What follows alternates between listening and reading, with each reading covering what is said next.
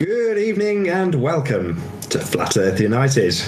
Joining me this evening is Patricia Steer of Flat Earth and Other Hot Potatoes. How are you doing, Patricia? I'm doing great, thank you. Thanks for having me on. It's a real pleasure. We've also got Martin Liedtke, Flat Earth British. How are you doing, Martin? I am epic. Thanks, Nathan, for the invite. Hey, Patricia. Hey, Anthony. I wouldn't be the same without you. And last but not least, we've got Anthony Riley, back from his epic camera excursion, taking pictures of the Earth with all its curvy glory. How are you doing, Anthony? I'm doing good, man. 3 times in a week, isn't it? Is it 3 times in 1 week? It might be 2 weeks, but it's been in quick fire succession. When you're hot, man. When you're hot, you're hot. It's been a long week, man. It's been a long week. I've had to do a lot of dog walking on the beach, and it's been fab. Awesome. I should really make some introductions. So I don't know if Patricia's met you before. So Patricia Steer, Anthony Riley, Patricia Steer. I'm shaking hands across the pond. Wow. Maybe you can start there. Give us a quick roundup. I know you've just finished a hangout explaining to a lot of, the chat was full of glowheads when I went in, but yeah, maybe you can tell us about your hangout and your reveal of the actual photography and footage that you've taken recently, Anthony. Well, essentially, I went up for a short few days away because we saw a bit of a bargain. I wanted to do a bit of flat Earth research because I wanted to test out a few lenses and a few bits of hardware, and just all the dots got joined together. We just ended up going for a short breakaway midweek. Just got back this afternoon, and literally, I was live on the hangout with you this morning, and the cleaners were in the door ready to kick me out. It was literally, you have to leave now, and I'm like, no, I'm still recording. It was funny, but we went up there to do some hardware testing to see what we could see. Walk the dogs a lot and eat too much bad food and drink too much beer and stuff like that. And while we're up there, I got some really crazy footage, and I have no explanation for it. I couldn't show you before because I didn't have it, but I've got most of it pretty much sorted off the camera now. I can play clips throughout if you want to see some weird stuff. But essentially, it was to test to see how far we could see and to see what we could see using some serious zoom lens, and just to see what if there was anything that was anomalous with what they tell us. And there was a lot of stuff that we found that was basically it didn't support flat Earth at all initially. And it was only when I went back and got my zoom lens and I came back to the same place and did the same observation, I realized what it was I was looking at. But literally, if you only had a normal kind of camera and you went to do any observations on this particular day where I was, you'd have left absolutely believing it was the curve of the Earth because the curve calcs told you what you would see. And when you went back and when you got the evidence and you went back and you put it into the curve calcs and it matched exactly what you saw, you'd have believed it were a ball. Absolutely, you would have believed it were a ball. So I've realized that the curve calcs appear to be reverse engineering what we see optically, regardless of the curve at all, telling us it's the curve that we're seeing. And literally, it's a reflection of optically the way our eyes work. It's got nothing to do with curve at all. So obviously, I came back and I spoke to different people. I spoke to yourself. I spoke to a few flatties, a few ballers, a few flatties for a bit of perspective. And I realized that the reality was that what we think we're looking at, when you zoom right in on it and you see more of what you're looking at, you realize that your level of evidence goes right up. When your evidence goes right up, your ability to interpret that evidence totally changes. And when you consider that that may be curve, when you get more evidence and you realize it's definitely not curve, then you're put in a position of supremacy over anybody else that says curve's there at 15 or 20 or 30 miles, because you realize it isn't. You were just seeing other things that influences what we think based on what we see. And honestly, that curve calculator is absolutely a reflection of the way our eyes work. It's got nothing to do with the curve of the Earth. It was amazing yesterday to see Patricia with Bling Bling BS of the ISS, and they're both P900 owners, and that conversation was the shortest conversation ever. Yeah, Earth is flat, pretty much, when you have a P900 or you've seen other people's footage. But I wanted to know what you're talking about when it comes to the curve calculator and the creation of the curve calculator. Of course, all of these things, to me, it seems, are tricks that they, whoever they are, created in order to make us think we lived on a ball. Even that, the way that it's been manufactured. Yeah, the curve calc, obviously, it's done by Midwest. And before, maybe 2 weeks ago, Flat Earth Asshole started picking on him. About a week before that, I already had him on my own channel, and I was arguing with him because this standard refraction, I wanted to know, where did it come from? What's the evidence that shows that it really is a thing? Hang on, let me get rid of that. 1 sec. Sounds like a 1970s video game, kind of. Yeah. Well, that's got So I challenged him on what was the evidence that he relied on that created the curvature calculator. What was the evidence of this standard refraction? And he told me that it was the stars appear to slow down as they meet the horizon. Now, I don't know if you've ever done it. You must have looked at the long exposure photography of the star trails, and you can see all the perfect concentric circles. Every single picture I've ever seen, the stars, they get bleached out by the horizon. The light pollution normally bleaches them out. So if there was any slowing down there, A, I've never seen it. B, it usually gets bleached out. And C, I'd like to know what evidence he actually had that established this point, because this is what he claims to be the authority for standard refraction. So my gut reaction was that's not true. But I didn't want to call him out on what evidence it was, because I didn't want to get it wrong. But in my own research on these star trails, they don't appear to slow down as they get towards the horizon at all. So I thought, well, what's he getting at then? How can he be using this to explain anything? So when I did an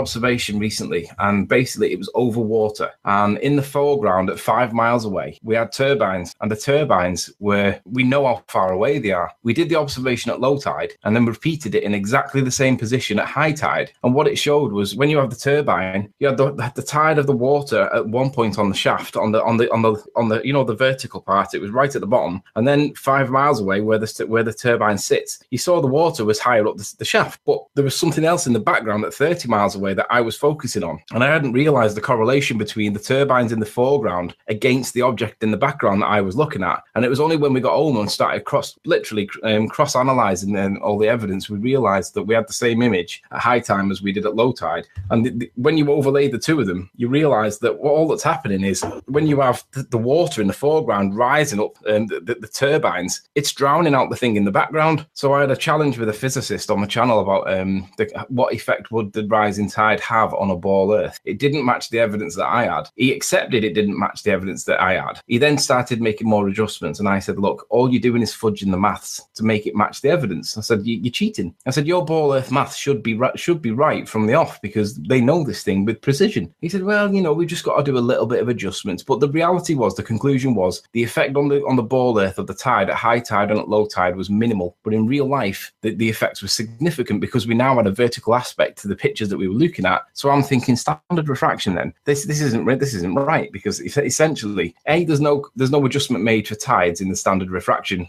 calculation, and B, it seems to be that we're simply drowning out the thing in the background with the thing in the foreground, which we now know is the tide. So I thought, well, I'll reapply this in a different scenario. So I went up on this little jaunt and started testing a little bit more things, and I've realized that that's exactly what we're having. But today I got some more crazy evidence that made me realize, and I said to Nathan a couple of days ago, I said, Nathan, I think I may have some curve. And he was like, you won't have. Something else is going on. He said, just go and have another look. And other people said the same thing. So I went back and I got the zoom lens out, flipped it out, wired it all up, had a look, and I could see more of the same scenario. And I realized that it's not curve at all. And the evidence doesn't, but it matches the standard refraction thing. So I'm thinking, if you didn't have the zoom lens and you just had some zoom and you couldn't see the information that you needed to see to realize what was actually happening, what seems to be the case is that standard refraction is simply an optical representation of the way the eye works and nothing more. There is no curve. There is no standard refraction. It's literally the limits to our eyesight, and it's the way our eyes see. And that's all it is. It's nothing more than that. I have an update that's not at all about flat Earth, but it is about conspiracy. And I'm not auto-hoaxing, but an event has occurred in London moments ago. Seems as if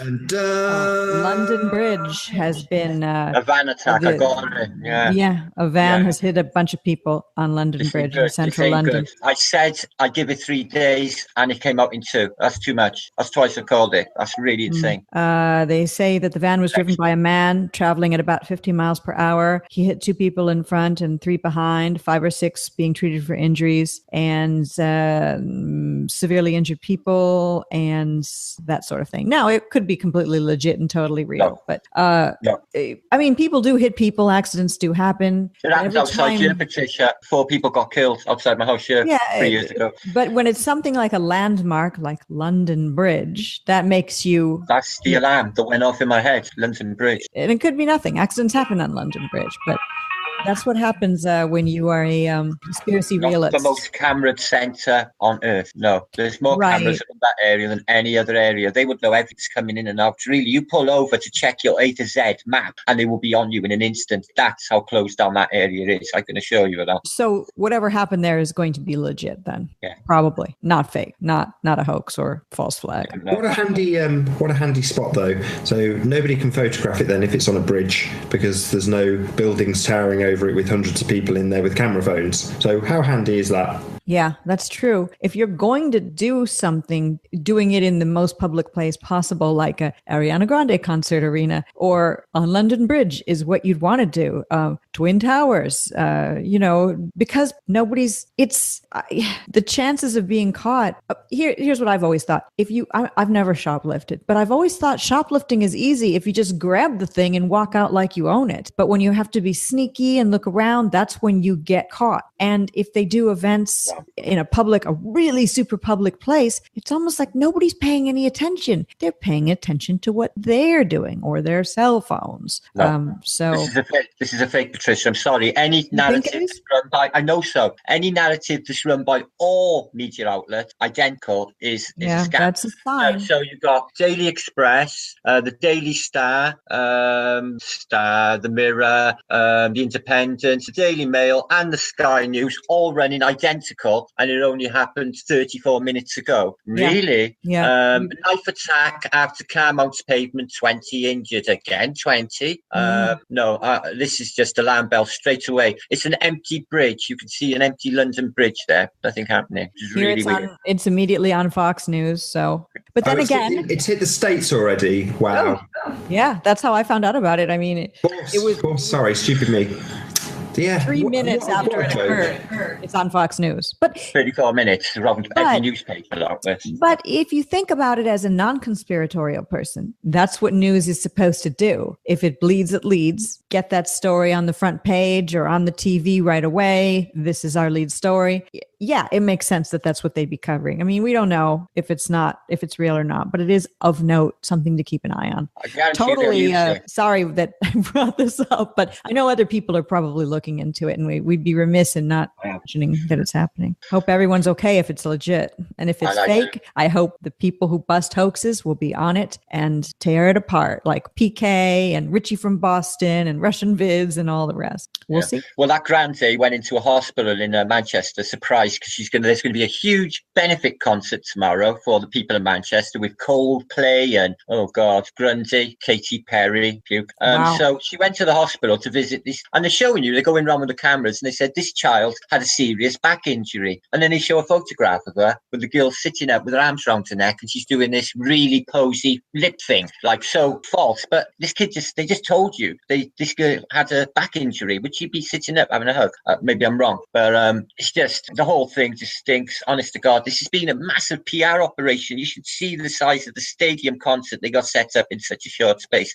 These things take months in preparation, Patricia, concerts like that, of that size, and it is huge. It's in Old Trafford. It's hard for us YouTubers to get a hangout when we all four can be on here. Imagine getting the logistics of that together. It is huge as well, concert. But if you were a terrorist, somebody with a backpack bomb, what you'd do is you'd hit this one too. But and I know nothing's going to happen at this one. And another thing, supposedly the backpack bomb was filled with screws and nails and pieces of metal that went into child's faces. That's what they said. And they also said that a homeless man was pulling the screws out of children's faces. With paramedics there. Where's the footage of the children with gouges in their faces and bandages that Ariana Grande is hugging and kissing? I don't see those, but you do see the ones with a back injury or a leg injury, but they've got a blanket covering them. It's very suspicious to me. Very. I didn't see any of the footage, so I'm going to ask a couple of questions about it. Were the people with missing shoes? Yes, a few. Oh yeah. So there you go. I've not seen a single piece of the Ariana Grande footage, and already I know no shoes on some of the victims. People with tourniquets that have got no blood. Yeah. Yes. Oh, Yeah, yes. There exactly, were the hours, minutes after it happened, a girl running with 2 police holding her, or looked like she was running with a tourniquet, as we call it here in the US, on her knee, completely blood free, and her pants ripped, Boston bombing style. Of course, if you did get injured, they'd have to rip your pants, but there was nothing wrong with her. It just happened moments ago. That would mean there was blood on the bandage. So I don't know. The universe in the chat says that's so weird. Nathan was talking vans earlier today with Haunted House. Coincidence? I think not. I think not. Yeah, I've just got rid of TV, and hence me saying I've not watched any of this. The only footage I've seen about it was what John Le Bon put out of the training exercise from 12 months ago. We all knew it was dressed up as a farce, but there were some people who tuned into that and didn't, and were all like, "Oh no, the victims." He's like, you just kind of sigh. It's disappointment in humanity when things like this happen. It really is. But that's why I've got rid of TV, because it's just poison. My wife was telling me about the concert. So that's what I hear on the grapevine about this bombing, about the concert. So it's divide and conquer, unite and rule. The concert is the uniting bit. It's just typical, Hegelian dialectic. Mm-hmm. But what's the purpose of this? To make us focus our hatred on Muslims and have more border control, more bombing. That seems to be the reason for this particular one. Other times it's for guns, but it's deeper than that. It's more than that. They want everyone, hearts and minds. They've already got it. The British public are already won over. They've got all unity of all British cities together. They've had all these different concerts of all British cities, so they're all linking hands and all for the flag waving and nationalism. Now this is just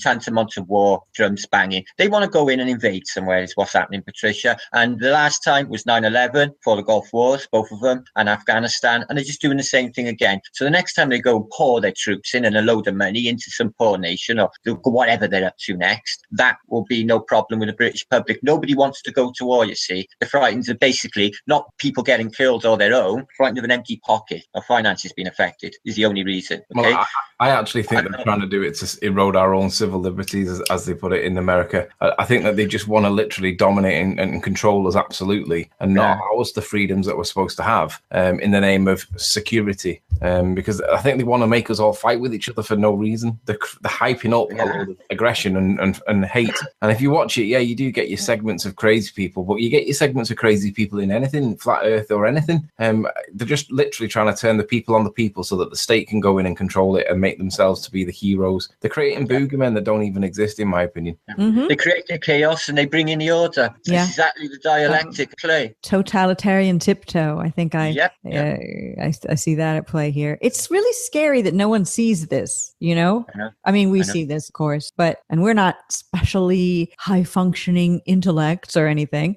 Well, maybe you are, Martin, but we can see this. Why can we see this? And the regular person is out there saying things like, "Oh, I'm afraid to go to the movie theater. There could be a bombing there." And no, if there is something, it's fake. But of course, real things do happen. Sorry to interrupt. We've got a minor flat earth celebrity, Mark Sargent, in our chat. His opening gambit was "Be afraid!" Exclamation mark. Exactly. He just made that. He came back with a much better line, which was to say, "Flat Earth."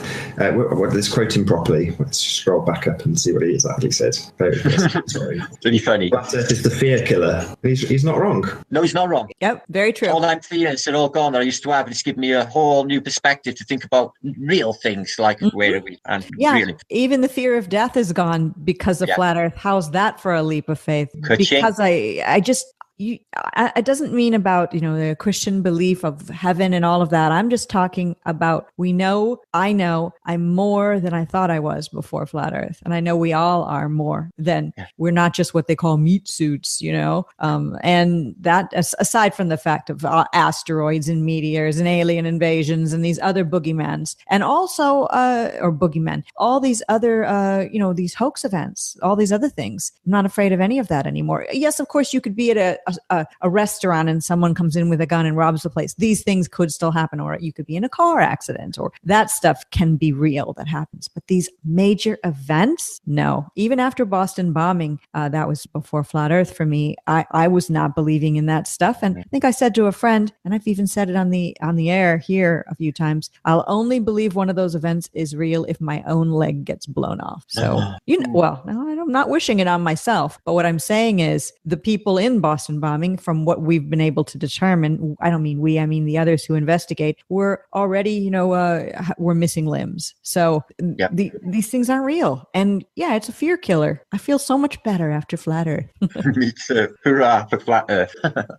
It's a very useful segue for me, because Jonathan Roberts, who we met at the Oxford meet, had a conversation with me. It must be knocking on for a couple of years ago now, but he detailed exactly his journey through being in perpetual fear and losing sleep over it to quite literally, he dropped me a call on Google Plus, and he didn't know how to use the software, and he saw the telephone button and just thought, well, I'll just press it, and I just answered. And he's like, oh, I didn't expect you to answer the call. I'm like, well, why did you phone me? So he just wanted to chat. So we chatted away about Flat Earth for a little bit, and then ultimately speaking, he got to the point where he had a bottle of pills, and he chucked the pills over his shoulder, and he's like, I don't need them anymore. And that's because he had figured out that he's not spinning, he's not hurling through space at 1,000,000 miles an hour. Yeah. Do you know what? He stuck with it too. And I love Jono for that. Jonathan, he's a good brother, blessed brother. Yeah, but flat Earth is definitely a way forward. It's not a way to sort of stop people. I mean, we've had people giving us grief over the IPS, I know he doesn't like this term, but tough raids. And if anybody's going to moan about people getting donated cash, and told that the Earth is flat, then they've got big problems. It works both ways. If the globe earthers want to consider us ridiculous, then you haven't got a leg to stand on if you want to moan about us donating money to people and telling them the Earth's flat. It works both ways. Yeah, I agree. The chat raids have now been, the name has been changed to sound a little more user friendly to Flat Earth parties or chat parties or something. But it still doesn't change what the essential value of these things are, is just coming in and dropping a bomb, a love bomb, as Martin would say, out of the blue on a group of unsuspecting people, giving them money with a super chat, giving them some thumbs up, spreading some Flat Earth info, and exiting. And then never going back there again. Not making fun of them, not belittling them, not thumbing them down, not manipulating them to do what we want, like, look into Flat Earth or we'll thumbs you down. All that looks bad. As long as people stay that way, I think it's fine. And I think it's a trend and a fad, and eventually people won't do them as much anymore. But right now it's something that Flat Earth is into, and as long as we keep it friendly, I think it's cool. I went yesterday, Patricia. I teamed up with Odd to sort of go and take all of the troops to go, and I thought, well, everyone's going, 500 odd of them, and I really don't want them going like last night, because I had a little bit of bad feedback come at me about it. See, I thought, oh dear, first impressions, no. So just to make sure that everyone was polite and not 100 multi-thumbs downs, and basically just keep on in it. Tell them you're coming here in peace. Tell them you're trying to help. And just put them towards researching for themselves. Make it clear. You don't have to be rude or bombarding or threatening. And it worked. Everybody was so sweet, and everybody responded in kind. You see? Yeah, that's nice. I mean, you get, oftentimes you get back what you give out. Sometimes not the case, but generally. Somebody made a comment. I did a secret show with Mark Sargent this past Wednesday. No, the Wednesday before that. I don't remember. But anyway, when we were talking about the chat rates, it was last Wednesday, and I had IPS on, and we did talk about this, and his tack changed a little bit, and he's gone with a more friendlier approach, which is cool. Not because he was on my show, but it was what we were discussing. And I did get a comment, and I won't mention the flat earther who's left the comment on that video, but the comment said, Patricia, you're vegan, and how would you, they were anti-chat rates, how would you like if you were doing a show and all of a sudden a bunch of meat eaters and egg eaters and dairy eaters and fish eaters came into your chats and started, spamming you for 5 minutes, eat meat, kill animals, eat fish, meat is delicious, and then they left. And I said, it's not the same thing at all. If if flat Earth is a minority, vegans are a minority. There's some crossover. There's some vegan flat earthers, generally not though. So we're dealing with the majority, which are the ball earthers. The majority of people who eat are also meat are globe believers. So his analogy didn't work for me. And it's not the same thing. We don't need, people wouldn't come into my chat and try to promote the eating of meat. Meat eating doesn't need any promotion. It's the standard default way of life, just like the globe is. So I didn't really like that comment and wrote back a very nice comment similar to what I'm saying here. And that person is, they just didn't get it. I understand not liking chat raids. Don't participate in them if you don't like them. It's not for everyone. And I do see it as a fad and a thing we're into now. Who knows what we'll be into next week, Spreading. But on the other hand, if someone was to ask the same question to me, what if someone was to come into your chat room and spam and donate you money and all those terrible things? I'd say, well, that would be wonderful if they did sod off after 5 minutes. But yes. 2 years later, they're still here. They still come in the chat and, it's not like we've had a 5-minute trolling. We've had a 2-year-long trolling, or I have, and other people have had longer. Oh, yeah. I mean, just people saying it's a globe as a comment, that kind of comment we all have received. It's very minor trolling, but that's never gone away. So we're doing this now, and I think it's interesting. Hats off to Infinite Plane Society for coming up with the idea. It's created a feeling of togetherness too, weirdly enough, among this very splintered flat earth realm where people are often at each other's throats, where we all go in and do something together, especially people from different countries who will never meet. It's kind of neat. It's invigorating. You come out of it feeling like, yeah, maybe you haven't really done anything, but it makes you feel like you have. And in the end, if 1 or 2 people eventually research flat earth wins. Yeah, we've had some positive.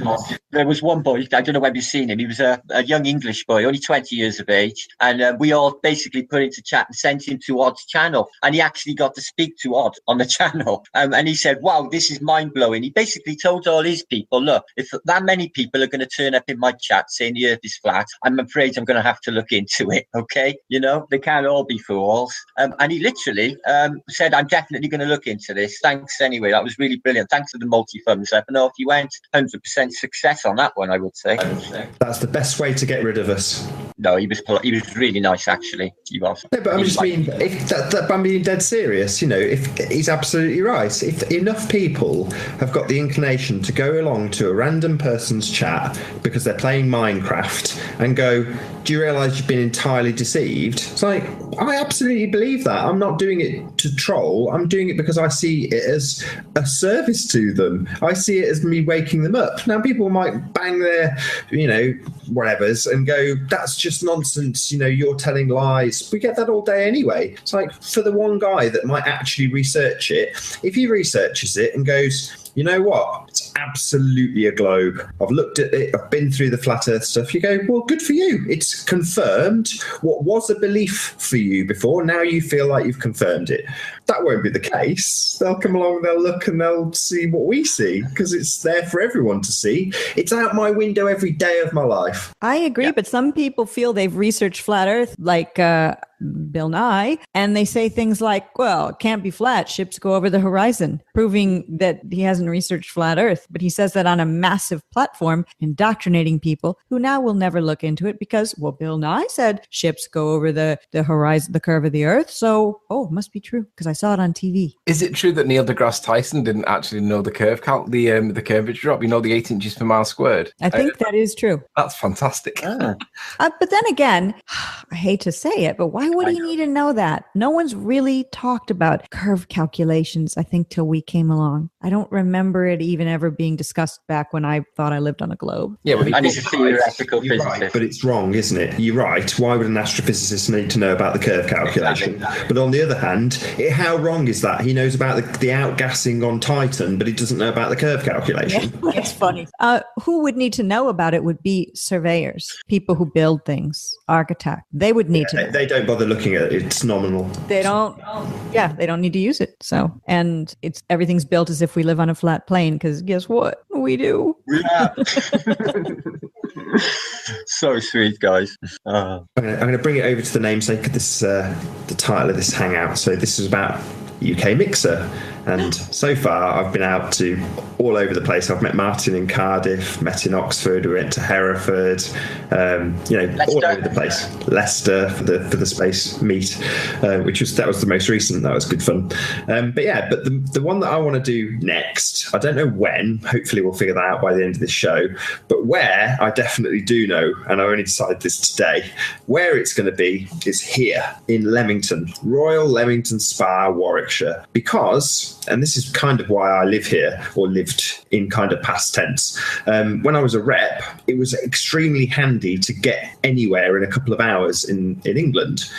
Scotland aside, this is the most central point, so it makes sense. It's easy commuter hour from London on the train, probably less. So it's a super easy place to get to, and the train station's like 10 seconds from a very, very, very pretty park. And because it's a spa town, it's pretty. There's lots of cheap pubs to eat in and expensive pubs to eat in, so there's all and sundry for everybody if it rains. But there's a really pretty park to have a nice picnic in, which is what I'm intending to do. Now, originally my wife had said something along the lines of, why don't you hold it on a big hill, which initially I thought was a wonderful idea because it was pre-Anthony Riley. So it seemed like a great idea to do something like that. However, I've always envisaged these meets, and Patricia, I'm sure you'll be able to speak to this, it's kind of flat earth. It's about the social side of it more than it is about doing any experimentation. And wonderful, I'm sure there'll be other events like the Bedford Level experiment, which will happen. And hopefully, people like Anthony will perhaps do events that are more scientific. But that's not what this is about. This is more about, and this is why I like it, it's about me as a YouTuber. It's about us and the social side of actually showing to the people at large that this is a bit of a facade. We are just regular people, and people who have met us to date, Martin and myself, and indeed Patricia, will attest to this. We're just regular folk.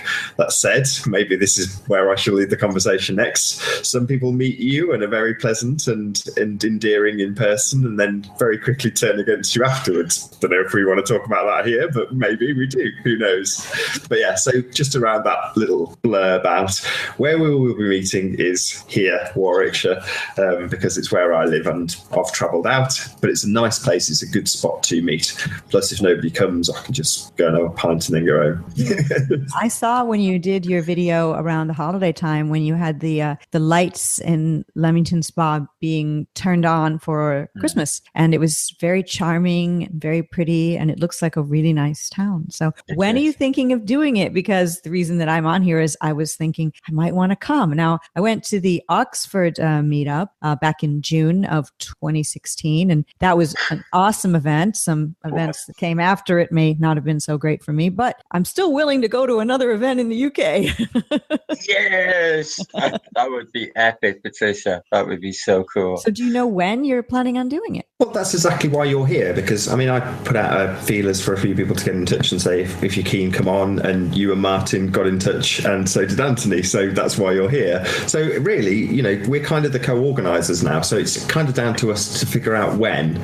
I'm happy to say where and just put my stamp on that and step back and go whenever. I think the day ideally would be a Saturday, because everyone's generally free on a Saturday.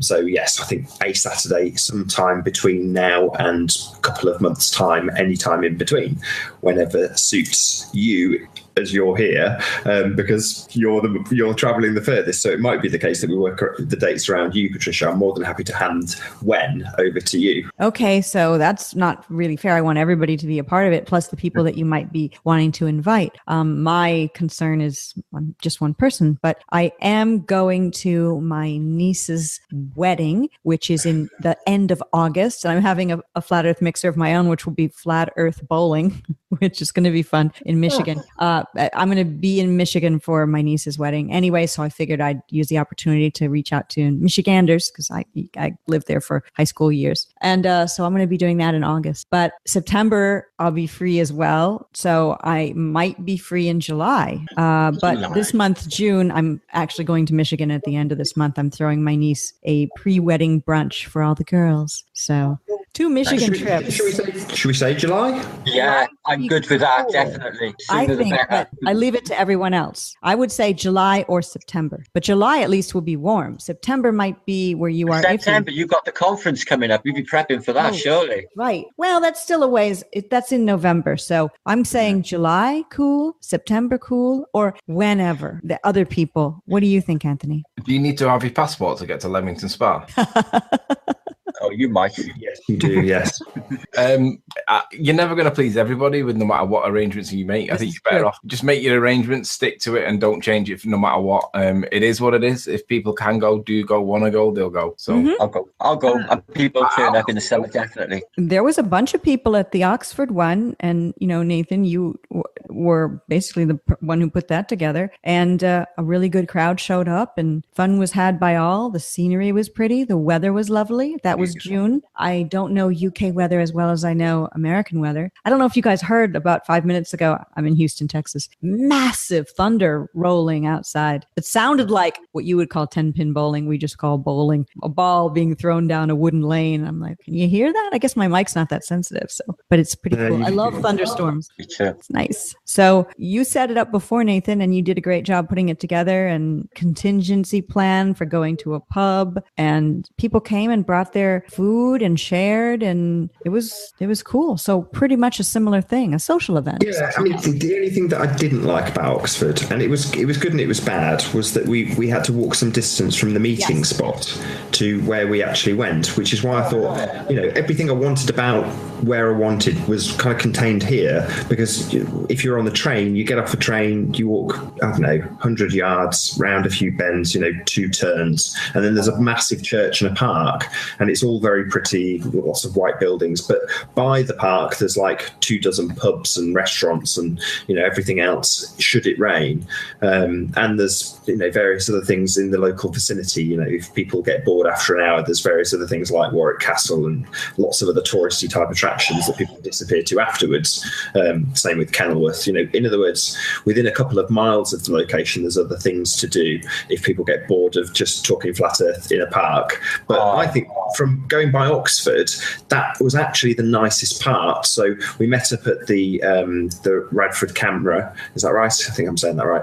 Yeah. And then we walked down through Oxford to the river, and when we got there we sat down and had a picnic, and that was the nicest bit. We were by a river, which is the same in Leamington. There's a river that runs through the park. It's just very picturesque, but that's the nicest bit. The actual sitting down, just having a drink and talking to people was the nicest. I liked the walk. I liked the walk. You got a chance to talk to everybody, and I love the walk anyway. You don't get the chance to see the scenery if you're in one place. I like to see the town. I've always done that, and I love a walk anyway. So for me, I love that bit. I love you made the news, didn't you? Afterwards, you made the BBC News. Yeah, I did. Flat Earth. I guess everyone lost. Yeah. It was pretty walking through the area there. I'm glad I went. I'd only seen Oxford before in movies, being an American, and I've been to the UK before that trip, but also on the TV show Morse, Inspector Morse, which I love. And there I am. Although where Morse was filmed wasn't exactly like all the buildings they said were certain buildings weren't those buildings. Of course, that's how always movies and film TV shows are done. They'll use one place and say it's a conference hall, but really it's not. It's a restaurant. So, but still, it was beautiful, just like I've seen on TV. Yeah, it was beautiful, all right. The architecture was sublime and so old as well. And Leamington's a similar architecture. It's like with this, not Cotswold stone, it's a similar stone, Bath stone, and everything's made in the same colour. Everything is so ornate and beautiful there. I've seen it. Beautiful. Why is it called Leamington Spa? Now in the it was Royal Leamington Spa. Royal Leamington. Why spa? In the United States, the spa is where you get like your nails done. They got a Roman spa. Yeah, there is literally a spa like you envisage a spa to be. That's what's here. There's a spa. So again, it's opposite the Royal Jefferson Gardens. The park that's here is a museum, and it's called the Royal Pump Rooms, and it's free. Again, that's another cool thing about the town. Quite a lot of it's free. There's like a nice tropical greenhouse that's at the end of the park. Again, it's free. But in the museum, you can wander around and you can actually go in and see, as part of the museum is the actual spa itself. And you can see like all sorts of Victorian craziness in terms of the medical stuff that they used to do there. Like, should I say this, like vibrating dildos that they would use medically and things of that nature. It's there all on display. I want to go. Medically, they use all sorts of things, even into the 50s and 60s for women medically. But there were just a bunch of creepy perverts wanting to use these devices on women and said it was for their health. Hilarious. That's all it was. You said the pump room. You know, I lived in Michigan, as I mentioned earlier, for part of my childhood, 2 different parts of it. And there was a restaurant in Chicago, which was Chicago, Illinois, is 2 hours outside of Kalamazoo, Michigan. It's a different state, but not that far. There's a restaurant in Chicago called the Pump Room. Now I understand that name is taken from England. Most American things that sound slightly posh are taken from England, it seems. What's Pump Room mean? Well, in Britain, I've got a pump room on my river, and it's just basically the one I've got is a giant Victorian one. I actually worked on it for quite some time. Repointed the building, laid the car park. It was to divert the sewerage, to pump the sewerage, basically, out of these basically salination tanks, these giant round things, which just lays on stones, and then they pump it through into before it went into the River Taff. That doesn't sound posh, but when you say, I'm going to dine at the Pump Room in the Ambassador Hotel in Chicago. Yeah, they got ones that bring the water in as well, the fresh water, Victorian pumps. And they just turbines to bring it in like that. They're just giant wheels, and they just turn the water and push and bring it in like that. And they got them. They're giant, the ones in my city. There's one left as well you can visit, same as Nathan's pump house. They're all over Britain, Victorian pump houses. Yeah, we've got other things as well. I've got like an elephant's causeway where they used to have the elephants that would take the merchandise, they'd take them down into the river to bath the elephants. So they had this very heavy duty cobbled path that goes all the way down to the river. So obviously the river is quite, unless it overflows, but generally it's quite low. And there's this path that literally leads all the way down to the bottom. So you can actually, if you wanted to, you could walk into the river yourself. Not that you would, but yeah, there's just all sorts of little things like that are dotted around within, like I say, 2 minutes walk of where I intend us to be. Is this park, Nathan, where these butterflies will land on you, like you went? Yeah, that's in Stratford-upon-Avon. I used to live that when I went to college. I lived in Stratford-upon-Avon, so I know all the touristy bits there. But the problem with Stratford is it's too touristy. It's a bit like Oxford in terms of how busy it is. I mean, Leamington's busy. Yeah. Busy. No, I don't fancy that. No, Leamington sounds awesome. It really does. And like you say, it's a centre, a really easy place to get. It's bang in the centre, isn't it, of England? So it's really easy for me to get to. It's really easy for anyone from London or up north. That's actually a really perfect location, I think. I totally agree. A bit difficult for me, but hopefully someone will pay my cab fare or something. All right. You get the best deal, but whatever. So July is when you're probably going to do it then, right? Yeah, for sure. We'll just say July. I mean, we've got 4 Saturdays that we can pick from. Let's have a look. I'm going to look at tickets and accommodations and stuff. We've got the 8th, the 15th, 22nd and the 29th. Should we just pick one arbitrarily? Just say 15th. How about no? Only based on me. I hate being selfish because let me check and see if there's even flight. Like me. Not that it's all about me because whatever. But no, you've got to be whatever you need, Patricia. It's best. Well, I just mean that since we don't really need to pick today, let's pick tomorrow. But yeah, just because it would be. That's cool. But yeah, any of those, it will be one of the following: 8th, 15th, July. 22nd, or 29th of July 2017. In case this is being watched. And it was a year ago, and we're all dead because we've been wiped out in the nuclear. I always say in my show, anytime I'm talking about a today or a tomorrow, I always try to say, as of the recording of this show, June 3rd, 2017, for the exact same reason, except for the dead part, in case somebody's watching this in a year from now, so that they're not going to know tomorrow I'm having a show when tomorrow wouldn't be the case. So you've got a lot of people. When you're old and got thousands of hours of you on the internet, thousands of hours of you. That is one glorious thing. Think of that. True, but the way they're doing it now, they're talking about that neural lace thing that will have technology injected into your jugular vein or something. So you'll just be able to watch all those ancient videos on YouTube with those flat earthers, because we'll all be flat earthers. We won't call ourselves flat earthers anymore. We'll just be people back like how we used to be, because everyone will know. And that people will watch us and say, oh my gosh, what's that weird microphone thing? We don't have those anymore. Our voices can be, because of transhumanism, our voices now can just be raised and lowered because we've got that app built into our bodies. Sadly, they'll have a reset with a calendar. Instead of AD and BCE, they'll have like BG before globe, before flat plane, and then it'll be AF after flat plane. AFP. They'll have a new reset with a calendar. Can't keep going on with this when it's made up. I was going to say that would be something I'd definitely want to see changed. I'd want to see a 13-month calendar introduced so that we could start getting a bit more back to nature and appreciating how time actually elapses based on the physical clock in the sky, which is what we've got. And we don't observe the clock in the sky anymore. We observe the what's the calendar called? Is it I was going to say Gregorian, but is that right? Yeah, the Gregorian. That replaced the Julian calendar. Oh, I was right. Oh, hey, happy days. Yeah, the Gregorian calendar, your 12-month calendar, and for some reason 13 is ridiculed as unlucky, and it's like, well, hold on a second, we've got 13 lunar cycles. What's the issue? We've got a great tracking device for months up there. Why do we ignore it? But there we go. That would be something I would want to change going forward in flat Earth. That would be that was where I was going to go. Sorry, it's popped back into my head because I said about death. And a few flat earthers have said this on a few shows where, I'm not suicidal. I'm not, if anybody sees me disappear and all this sort of stuff. Well, I'm not going to say any of that kind of nonsense because I don't think it's ever going to happen, frankly. But should I die tomorrow, I would die very, very happy. And I can't remember on whose show this came up, but someone was saying, my parents died and I'm really quite gutted that I didn't get to tell them how the world really is.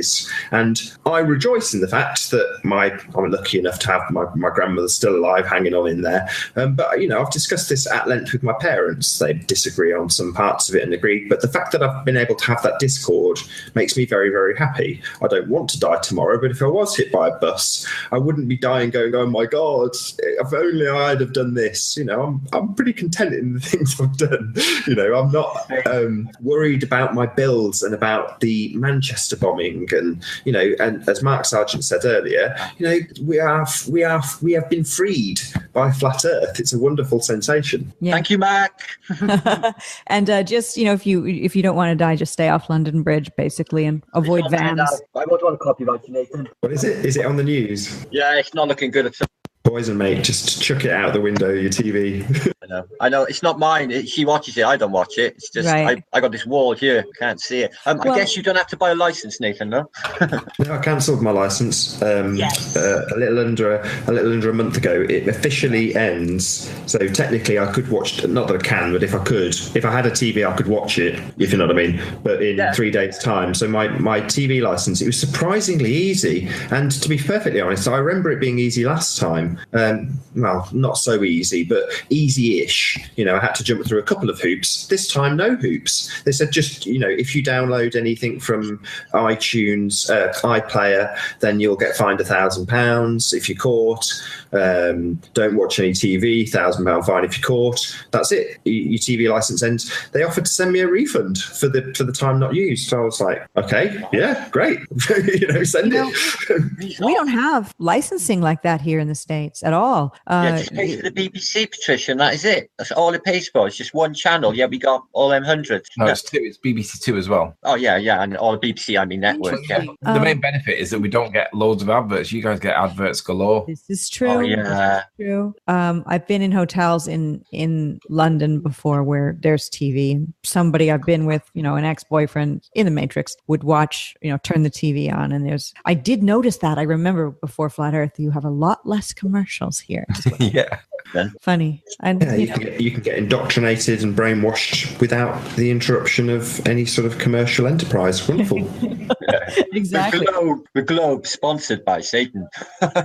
And you don't know what's more brainwashing, the adverts or advertisements, as we call them, or the shows themselves. I mean, it's a toss-up sometimes. Both is bad. Yeah. I feel slightly dirty though. At the beginning of this show, we were talking about it. I mean, I'm trying to escape it, and I honestly believe that we are part of the problem when we discuss it. You know, we should. Yes.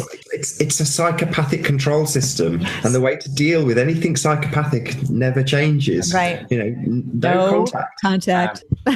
But Right. I was the one who saw that come up on my internet, not on my phone, that said the thing about London, and decided to read it. But the part of my mind said, ignore it. It's part of the mainstream. But for some reason, I felt like bringing it up. I don't know why. Probably because it may be a fake event, and those are fun to look at and watch the control grid at work. But it's like it's furthering your contact with a psychopath. And so if there's a psychopath, be it on YouTube or a psychopath on your TV set or at your office, you don't watch what they do. You don't care what they do. You unplug from what they do. You don't even discuss it. It's hard, of course, because when you see I know why you mentioned it, Patricia, because everybody in chat was talking about it, and you pure tuned in, you see. So yeah, they are talking about it, and I have been looking at the chat here as well. So I want to say hi to. I understand that we're gonna have to talk about some of these subjects. They are current events, so I don't want to feel like I'm knocking you. I'm not,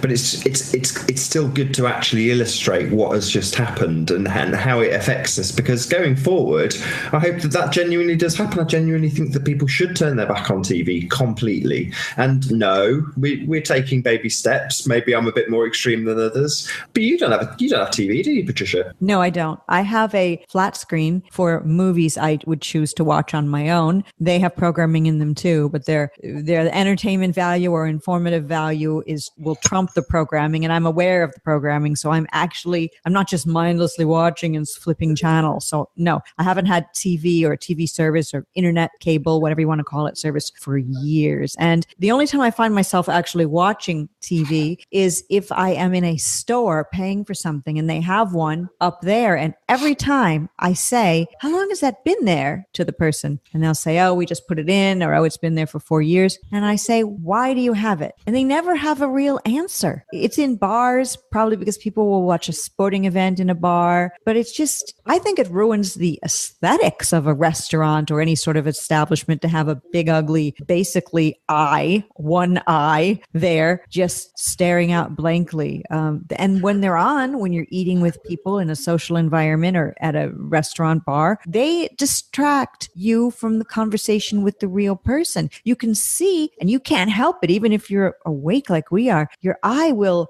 drift up to the flashing lights and the movement or a sexy woman or whatever they're showing on there, and you'll get momentarily transfixed and lose the conversation with the people that you're with. So I don't want to be in restaurants or bars or places where there's TVs. I try to avoid them. In fact, I'm kind of known among my friends for asking, I'll meet you guys there, but is there a TV there? I'm the picky one who doesn't want to go places where there's a TV. But hang on a minute, you're a picky person with a TV and a vegan as well. Come on, that's not easy to play with. And a flat earther. Hardcore flat earther. So yeah. I've got to ask you two about this subject, because it's something that Anthony mentions quite frequently, and it's about camera quality. I know this is changing the subject completely, but Anthony is in awe of your picture quality that you get from your camera. So can you tell us a bit about your setup, please, Patricia? It's a MacBook Pro. I believe it's 2015 or 16, and I'm using the camera right from it. And I have this attached microphone that I bought that doesn't go with the rig, but there's nothing special about my camera. It's it's the nicest MacBook Pro of 2016, the highest whatever. Yeah, but to be fair though, the quality of the visuals that your camera produces is way better than anybody else on a PC that I've ever seen. Well, maybe because it's not a PC, or maybe because I'm funded by the CIA and there's really a high-tech camera crew here filming me. So there's a fourth wall behind us I can't see. Yeah. I've shown people the fourth wall before. It's just what I was trying to lead you to do, because we had this conversation just before you joined, Patricia, which was, are you subscribed to Theorypothesis? And Anthony's answer was no. I was like, condemn you. You should be.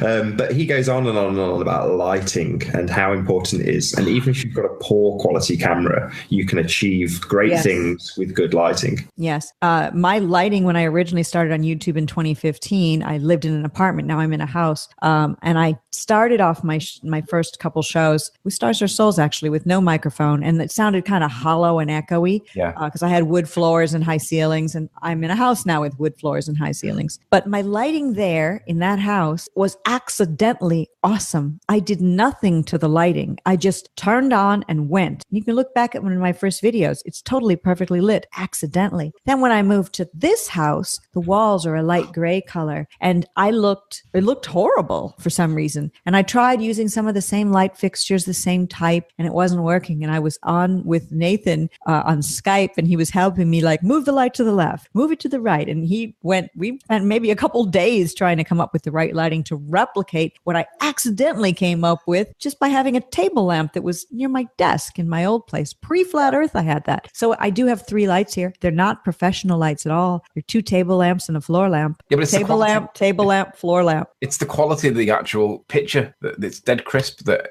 doesn't happen anywhere else. On a different note, but it wasn't always like that. So I remember that process, and Patricia went through, I don't know, 2 or 3 different professional lights. So she had a ring light, she had LED lights, all different sorts. They all got sent back because the ring light made her look bright purple. The LEDs on the stand made it look bright orange. It just looked horrendous. That's why it took 2 days. It took a long time. And I'm not being horrible, but it still doesn't quite look as good as what it did in the apartment. It was better lit, but it's good. It's just not quite as good. But that's purely down to the fact that I think you had, I don't know what your lighting situation was. I assume it was lots and lots of spots in the roof. Yes, there were a couple spotlights in the ceiling. And where I am now, there is I don't know if this will show. It's a really cool, there's 4 spots, right? 4 spots built in, and then this really awesome light right there. Just like 60s. On a slightly different note, apparently there's now a 3rd incident in London in a place called Vauxhall. Okay. I don't know what the incident is, but the Sky News is literally reporting it right now that there's wow. I know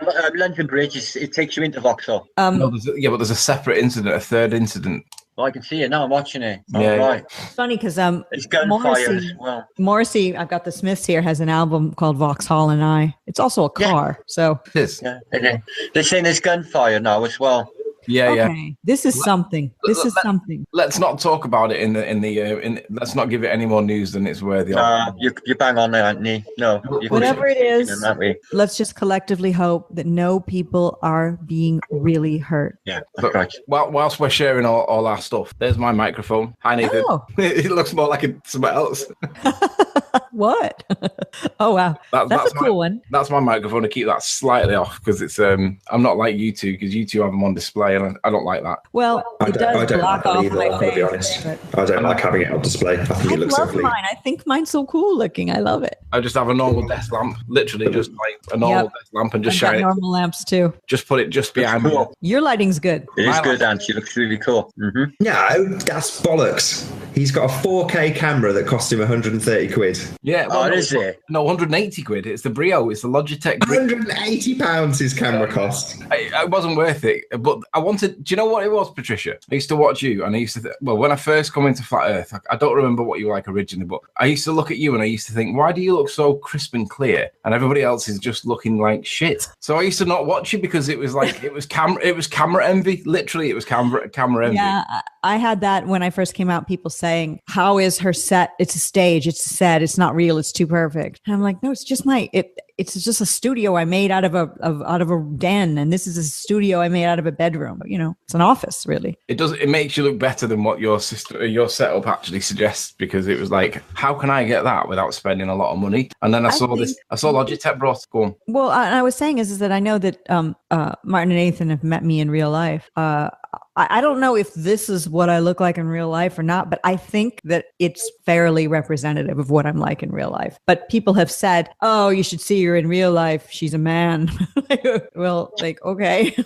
So if you want to believe that, please feel free. But so you're a CIA shill and a man. yeah, how could that be? That's pretty intense. So how do you address people that accuse you of being a CIA shill? I just ignore them because they're either misled, misinformed, or nasty.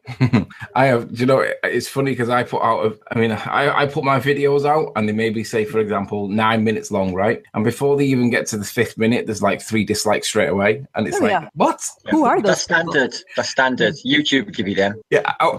I went into one chat room, right? I'm not to say which one it is, but it's a common one that most people know. And literally I was in for 3 minutes, right? I came out with more leeches in that after that chat room than I've ever come out of anywhere. It was horrendous. I obviously never went back. Interesting. Leeches. Yeah, I see what you're saying. They find you, they troll you, and then they follow you to your home. Yeah. You're like, get off me. Yeah. Funny. Yeah. I'm going to use this as a segue. Why not? So the reason I got on Tim Osman, in quotes, case was because of him exposing where you lived. So back when you were in the apartment, he doxed you in your chat, and I was so furious at him doing that I just went after him. I mean, it's now reached a point where we've kind of got to what I'd call stalemate. It doesn't seem to. There's no gain on either side for either of us attacking each other. So it seems to have stopped on both parts. Whether or not that will continue, I don't know or care. But we're kind of now indifferent to each other. But doxing is something that I'm very staunchly against for obvious reasons, because I feel it's like bullying, basically, isn't it? That's the way I view it. It's just wrong. But we are subject to this in Flat Earth. We have an arena that it generates so much hatred that people feel the need to attack people personally on a level that will literally involve physical contact. And I bring it up because this show's about a meet. It's about doing the very opposite. Going out into the public and saying, no, this is me. However you describe it. Not wearing your heart on your sleeve, but you know what I mean, out exposed, that's the one. So as opposed to having it foisted upon you by some arsehole, which is kind of the antithesis of what I'm trying to achieve, which is a kind of bit of unity, hence the title Flat Earth United now. But I don't know, maybe any of you on the panel can speak to this. I'm sure you've all had this kind of crap, maybe you too, Anthony, in the recent times of being a bit more prevalent on YouTube. Maybe if you can speak to it first, because you're the newest, if you know what I mean. Well, oddly, Issa Mihalski is in chat right now, and Issa's view on the way to deal with these people, and I kind of agree with him, is let them in, don't block or ban them, let them speak if they choose to, let them disagree, and basically allow them to be, if they're going to be an idiot, just let them be an idiot, because really what difference does it reflects more of it on them than it does on anybody else. Don't kick them, don't ban them, let them speak. Only if they start becoming crazy, then just mute them or whatever, but let them get because everybody wants a 2-minute moment of fame, and that's really what they really want at times. I disagree. I do. It depends on who it is. It does depend on who. But the way things are carried out, when you actually know, that can't go on. And the thing is they were really good for us for homing our debating skills. There's no denying that. That was years ago. And for people who get up first thing every morning for years just to go on about rubbish, globe rubbish, 7 celestial star trails or Cavendish or rubbish. I just can't dig it. It's just I don't really know what they're doing, and contriving to mess up people's hangout to me seems a bit criminal. Martin, it really does. I wouldn't let them in mine. Martin, let me put it into context for you, right? It doesn't matter how angry he is. It doesn't matter what he says. It doesn't matter how he behaves. He can't prove curve. He can't prove axial rotation, and he can't prove gravity. So what does it matter what he says, really? That's exactly. So why let him near? Listen, it's just a bad energy. He keeps everyone down. I've had so many people who've refused to post. I would love to be able to post, but I'm frightened to come on there because of him. So that affects me in a personal thing, because I really want people to be able to come out, share their voice, and basically share their life. Yeah, but if they won't, especially women, that to me, that's because of one person. I'll do what I can. Don't you think it's better to rise above it and show the stronger man, the better man? Yeah. So I keep him away from my camp, so we don't mess with my shit. There's nothing wrong with it. I don't disagree with what you do. My personal view is just talk to him like a normal person, and he'll talk to you back. Done it. I've talked very normally with Gem Panda, and he seems like a really nice guy. He is a nice guy. He doesn't troll me in any of my, as far as I know, because I don't always watch my chats. Maybe he does troll my chat. Jem's cool. Jem's, I have no problem with Jem. He's like a gentleman, but then Well, he told me I should be lynched this week. So there you go. So yeah, but it's weird, isn't it? Just don't tell Jem that the moon landings weren't real, and you're fine. So I want everybody, even on I've gone through periods of time where I've had keywords in my videos so that if you'd say keywords in chats, you'd be blocked. Those words were lots of profanity and CIA and shill and whatever the accusation du jour was, I'd put that in there. And so people who said those things to each other would get blocked. Then I stopped doing that and eventually went with no moderators, nobody banned. Then I started banning different people, and then I got moderators, and then I shut down all of my comments for a little while. Then I enabled my comments. I've gone through many phases, is what I'm trying to say, of how to deal with a YouTube channel. And I guess you've got to find what's comfortable for you. Mine are now set to approved only. And as long as there's not meanness in there and name calling in a comment or straight up profanity, like serious profanity, I enable the comment, even if it's about the globe. So yeah, I get those reams of cut and paste comments from our favorite flat earth trolls, and I let them put one per show. That's not going to change anyone's mind. And if it does, then they really weren't a flat earther anyway. The way I see these people, sorry, I was just going to say, I see these people as very much around the campfire. So when it was the Leicester meet, I said, I'm out to Jeremy, please come. I would have loved him to have been there, actually, Martin. That was the only disappointment. I was gutted that he didn't come, I'll be honest, because having a proper commentary on what was there from Jeremy would have been awesome. I mean, truly awesome. I'd have loved it. Same thing applies now. I mean, if he wanted to come and have a picnic with us, that would be wonderful.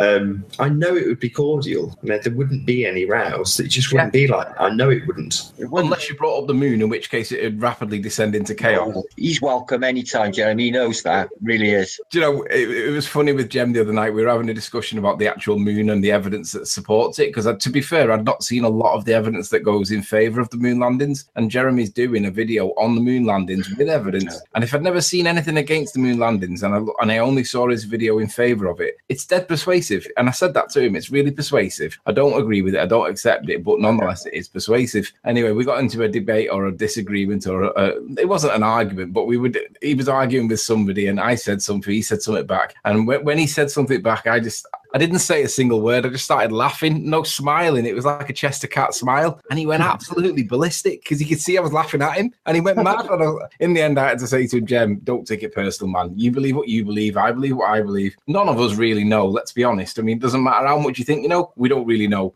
Don't take it personal, but he can't help himself. If you diss the moon, he's going to go after you. He really is. He should call himself Moon Panda. Yeah. I think he's in chat with one of his aliases. Hi, Jem. I like him. I've already said that. I've just said, are you in the chat? I'd like to invite you. And I haven't got a response. If I can get in touch with him, I'll have him on. Let's chat to him. I'll find him. I'm good at it. I can get him. I'll send him a link. The thing about Jeremy is when he's respectful and does the normal stuff that I've seen him do, I think he's cool. And then other times he's done things, people have told me, I've not seen it, that are pretty bad, keep coming in with varying accounts and creating trouble. I mean, as long as he doesn't do that, it's just like me. I wouldn't be allowed in people's hangouts if I went in and started creating trouble. I'd be blocked just the same. Nathan, can I send him a link? Do you want him to actually join? Yeah, I meant it. Send him a link. I'd have sent him it by now if I had his actual direct details. I just haven't got Google Plus up because it goes beep, beep, beep all the time. Wouldn't it be pretty funny if I just suddenly went mental, as you guys put it, or crazy, and started just trolling everybody and was going in chats and just became a whole different person? That would be crazy. Well, do you know something, Patricia? I'd like to see you do something more, like a little bit more contentious now and again, because you're too polite. I am trying to, I mean, it is me that I'm polite, but I'm also trying to reach the broader audience by not being angry at some of the crazy things, accusations that have been made toward me. I know, it's okay if you swear once in a while. It's cool. Yeah, I'm not really a swearer in real life. I was going to say, that's just not what Patricia's like, even off camera when we chat like this. I wouldn't dream of saying, yeah, fucking right, those guys are complete arseholes, aren't they, Patricia? I wouldn't expect a sailor response from her. That's just not how she talks. There's times when I wanted to just say, fuck off. But anyway, Jem's on his way in anyway. Yeah, it's true. There's certain people that have said and done things that I've not wanted to swear at, but people wanted me to react, and I didn't. And I'm very happy with my decision to not react, because it's the decision of not caring what other people say that's untrue about you, because you know who you are, and they can just say whatever they want. It's like what? Doesn't matter. Jem on his way in, by the way, hopefully. I think he's in. Cool. I mean, the other thing is there's no need to. I mean, there's YouTube channels out there, nothing to do with Flat Earth, that will literally generate false fights amongst themselves in their own communities just to generate a buzz. And it doesn't so much happen for me, but certainly happens for Patricia. The amount of crazy nonsense that floats around her. Honestly, I just see it all as good advertising, and I say this over and over again. If someone gives me a shout out, even if it's really negative, I'm sure I did it today, in fact. So I went on auto suggest as it happens, it rolls up, and next thing you know, I'm watching a Tim Osmond video on the Del Weirdigan channel, whatever it's called, Dogmatic Del channel. And he's moaning about me, calling me Nathan Oakley. And I'm like, wicked, I've got to mention, thanks for the shout out, because I just see it as great advertising. People come along, Nathan Oakley exposed, feel free. Fanny Lancer cottoned onto this and did a kind of quasi piss take, really took it miles too far. And I just thought that was genius. I love that kind of stuff. Thanks for the adverts. All you haters, thank you so much for the adverts. And I know you don't see it the same way, Patricia, but I see it that way on your behalf. Do you know what? Everyone says don't feed the trolls, but I actually enjoy giving it them out my hand like that and watching them go, because it's just fun. I enjoy it. It's entertaining. Gets old though. It does get old. It really does. It takes too much of your time. When you get the more subs you get, and when you lose all your time because you see into your millions of emails and comments, and you won't have time to be engaging with these trolls. You really won't, and getting into long, brainless, cyclical discussions with them. There's no point to it. Honestly, just see it for what it is, and you'll avoid it. Yeah, you're right. There's only one or two trolls that I have time for. Shout outs to Sean Hufford. He's my number one troll. I will spend time with Sean. I've told him I actually like him. I don't agree with him on pretty much anything, but that doesn't mean I don't like the guy. He's one of the more intelligent people that can actually debate and discuss stuff, and I like that because it makes me actually think. How did you hook up with Metabone? I just challenged him to explain his authority. I said, you're not telling the truth. I said, where's your authority for this standard refraction bollocks? And he basically said it's the stars. And I just didn't agree with him. I wanted to know more, but I didn't actually call him out on his stars, on his slowing down of the stars at the horizon thing, because I didn't actually want to look like an idiot. But I just contacted him and asked him. We've got a new guest, so very pleased to have you here, Jeremy. I don't know who you've been introduced to. I assume you know Martin and Patricia. Have you spoken before with Jeremy personally? I don't know. Yes, we've met one. Yes, we have. Not in real life, but whose hangout is this? Am I in Nathan's hangout now? Yes. Yeah. Oh, wow. Hello, cool, AJ. Are you sure about this, Nathan? This is terrible trouble. No. People will be unsubbing as we speak. Don't care. Yeah, not at all. I mean, we just had, we were just talking about Sean Hufford, and I echo the same sentiments in regards to you, Jeremy. I've got pretty much no issue with you. Fair enough. Yeah, you've seen the title of Nathan's show, have you? Well, I was watching it earlier, but then a few other things came on. So hang on, let me try and remember. It was UK Mixer, wasn't it? Yes. Yeah, exactly. So I've invited you more times than I care to remember to various mixers, and you've always kind of, the last one, I thought you were actually going to come. Yeah, well, that was a possibility. Then I had that stupid car accident, didn't I? I was in a right state. So are you going to come to one that's in July? Is this in Blackpool? No. Yeah. Because Blackpool's a nightmare to get. Where are we going? Leamington Spa. Royal Leamington Spa. Royal Leamington Spa. Yeah, all right. I could give that a go. And I'm going to probably, I haven't looked, see what tickets are going to cost and all of those bookings. I'm probably going to go. So are you coming over for a bath? Exactly. Exactly. I'm gonna go to the real spa in Leamington Spa. I fancy Warwick Castle and the Trebuchet. I got to be honest, Nathan. Really love to see that. Oh, if you've not been Warwick Castle, I definitely recommend. No, only pictures. I would love to go there. It's a proper castle. I know. I'm aware of how cool it is. Yeah, so there's a lot of cool stuff in that part of the world, and it's a beautiful part of the world as well. Really, really would love to go. Can't wait. So hopefully, Jack, cool. But enough formalities. We've got to keep it entertaining. So you're on the other side of the Flat Earth campfire, Jeremy. You're very much part of this community, and frankly, you talk about the community a lot more than many flat earthers do. So what I'm trying to drive at is, what's it like on that side of the campfire? That's a good question. Well, how can I put it? I guess, I think it's an interesting point you make, and I've made this point myself before, that I think I am part of the community. I think a lot of the community would probably hate that idea, but I think that myself and some others who are regulars are, I have to be considered part of the community. And it's interesting. It's I don't know. There's been some hairy moments as well. I mean, you guys, as much as that, all of you all know what I'm talking about in terms of how this community can turn on you. I guess. So there's all that going on as well. And I guess what I would say as well is there are times, if I'm being really, really honest, there are times when I'm kind of envious of that. What's the word? That sort of fellowship that you all have, and I think we have a little bit of that on our side of the fence, but I don't think it's quite the same. So I think that's a nice aspect to it that I can see. I'm going to get lynched when you'll be lynched. Not for honesty, Jeremy. The reason I'm asking this is the end of our flat Earth career. No, it's just I see that you've been. I see it, and I'm not trying to say I pity you in any way. That's not what I'm driving at. But you've been in a position where you've been forced to make a load of accounts, and there's been many an occasion where I've felt the same thing, and it's from fellow flat earthers. I'm not going to mention any names. I don't need to, but where I felt like, no, I want to go in and say my piece. And now I adopt a totally different attitude. I go, no, I don't want any part of that. If they don't want me there, I don't want to be there. You know what I mean? But you're in a different camp. You're not in a different camp. You're on a different side of the fire, and your group is smaller and is drowned out in what is often described as a circle jerk of flat Earth. And this is where I do absolutely agree with you.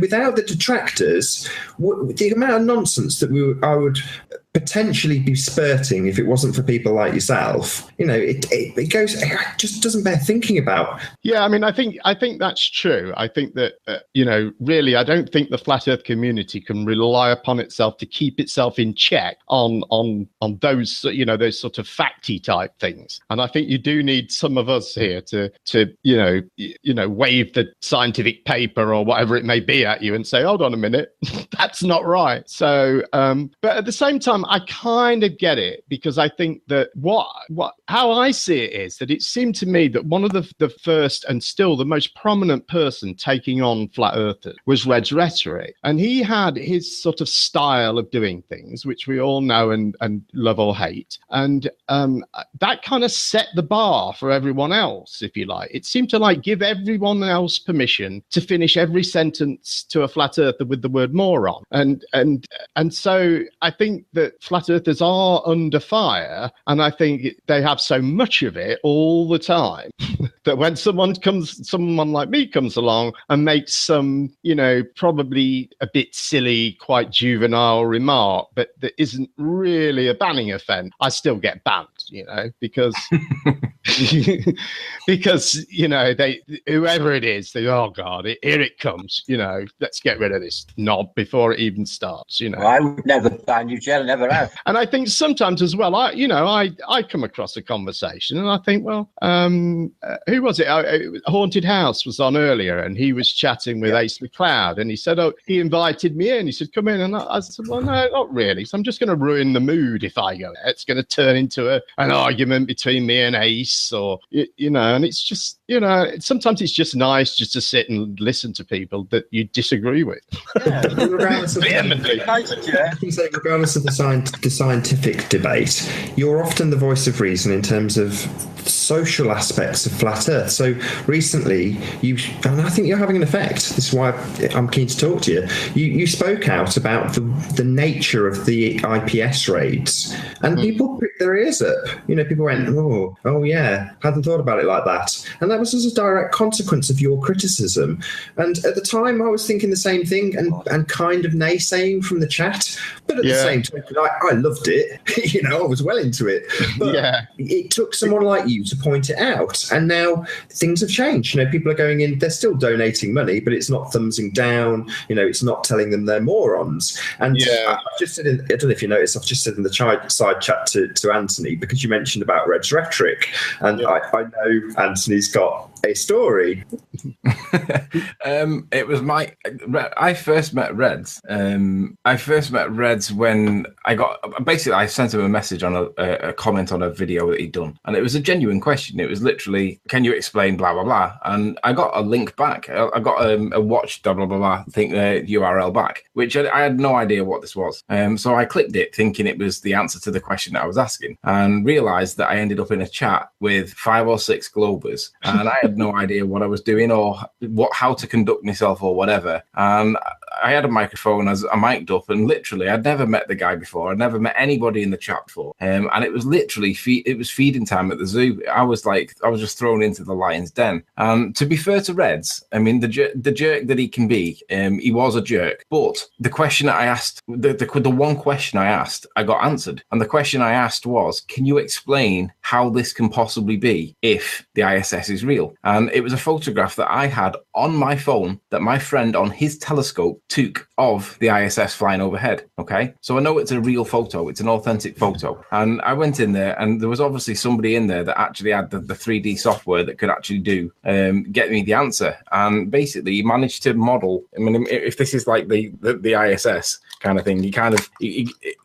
basically it's a compass, right? But it was in such an obscure position where you could never tell. It was kind of like that. You couldn't tell what it was. Right. How on earth can that possibly be the ISS? And somebody had got this 3D rendered model thing, spun it round in exactly the orientation that matched what I had on my phone, but for one little blob that was like stuck on the side of it. And I said, yeah, but what's that bit there? And it was the Soyuz on my own phone, my own evidence. And to be fair to Reds, it was classy because he got me the answer, and I was totally and utterly convinced that the ISS was probably real. So I then disappeared for ages, went totally radio silent. 6 months later, I resurfaced, realizing that the ISS wasn't real, not having an explanation for what is actually up there when we look up there, but thinking, it's whatever it is, it's good. And that was because of Red's rhetoric. It was his MO to attack rather than address. And I learned really quickly that you have to have your evidence, and that's why to be fair, he kind of taught me that you can't just speak with rhetoric. You need to have evidence to back up your stuff, and don't make assertions that you don't know to be true unless somebody calls you out, because somebody may call you out on it. So essentially, Red's rhetoric was my learning curve in one respect. And I learned, these guys are going to attack you if you speak out of line in any way, or if you say something, and you can't back it up. Tear you limb from limb, mate. Yeah, and he did. And to be fair, he taught me pretty well. But on the other hand, I also realised that there are things that Red's rhetoric simply does not know. He does not know, and he relies on his panel, and he can't do it one-on-one. That's why he has it with like 5 or 6. So I've sussed that guy out, and I have no problem with Red's in terms of his style. However, he can be nice. There's no reason for anybody, be it flat or ball. None of us have to be horrible, and that's the bit that lets him down. We're all human at the end of the day. Even if we're wrong, it doesn't mean that we're abnormally below human level. We're all human. We've all got feelings, and there's no reason for anybody to be rude or horrible for no reason. And that's the bit where he lets himself down, in my opinion. I agree. Well said. Jeremy, I've got a question. Can you just tell us how you came to be chatting to Red? Who, me? Well, I was. What do you mean? The first time I ever met him? Yeah, before we went live, you told us this. I thought it was very funny how you actually came in to be in his chatting to him live. Well, I just sent it. I said there was a comment. There was a video, and I commented on his video, and I just said, "Can you answer this for me? How do you explain this?" And his answer back was just a link. So there was no explanation for it. It was just a neon sign saying, "Click me, and you're going to die." But I didn't know it was "you're going to die." I just thought it was the answer. So I clicked it, and it says, "You are about to engage in a hangout or whatever." Click the tick box, which I did. Joined in, and I had no idea what the hell I was doing. So I goes in there. There's 5 of us. Hal Sawyer was in there. Sean Hufford was in there. Red's Rhetoric was in there. A couple of others. And I walked in there not knowing anything. And it was literally feeding time at the zoo. And it was horrendous. But I suppose in one sense, it kind of taught me the worst it could possibly be. So everybody thereafter was nowhere near as aggressive. But it was interesting. It was a learning curve. And for 6 months, I went radio silent because I didn't want to speak. Yeah. That's what I said. Baptism of fire. How awesome is that? Looking back, of course, at the time, I'm sure it was horrendous. But now I'm like jealous. It's like baptism of fire. That's the best way to do things. In at the deep end. To be honest, one of the guys from that hangout I actually still debate with now, Sean. I don't agree with virtually anything he says. And we finally got to a common ground where we no longer have this personal vendetta against each other, which is a love to hate thing. He's now actually added me on Skype, and I've been asking him to add me so that we don't have to have this back and forth all the time on something that we don't agree on in comments for it to be blown out of all. Honestly, Sean, he really can dramatize the boiling of an egg. So when there's a to and fro, back and forth all the time on a conversation, it's just totally and utterly unavoidable. I mean, literally, I was away for the last few days, and for whatever weird Google-related reason, maybe 10 or 12 of his messages that normally go straight onto the chat ended up in the spam folder for some reason, and I have no explanation for why. I didn't put them there. I can't put them there. Sean kicked off with me and saying, "Oh, you've deleted my messages, you censorship, blah, blah, blah." It escalated into this big, massive hung-do thing, and I was away on a holiday, and I'm like, "What on earth are you on about? You deleted my messages." And I said, "No, I haven't. I haven't deleted your messages. Why would I delete your messages?" And it just got into this big, massive deal, and it was all about nothing. And in the end, I just said, "Look, Sean, add me on Skype. Let's just talk like normal human beings. We don't have to fall out." And he's finally done it. So now it just means that's going to save me about 10 videos for the rest of the year. So nice one, Sean. You saved me a load of time there now. Good stuff. So I think we've probably come to the end, unless there's anything that needs rowing about. Well, now we've got Jem Panda on. I wanted to ask Jem, in your group of people, like we have our group, Flat Earthers, are there particular people that you yourself are close to and others that you yourself don't like in the Ball Earth promotion group, let's call it? Right. Well, I mean, I wouldn't say there's really anyone I don't like, because I guess, I mean, I don't really spend that much time with those people anyway, really. I mean, we're kind of at the same places at the same time, but I don't really spend a lot of time. But Mark Taylor I talk to regularly, privately. Really? Yeah. Mark's the funniest guy on YouTube.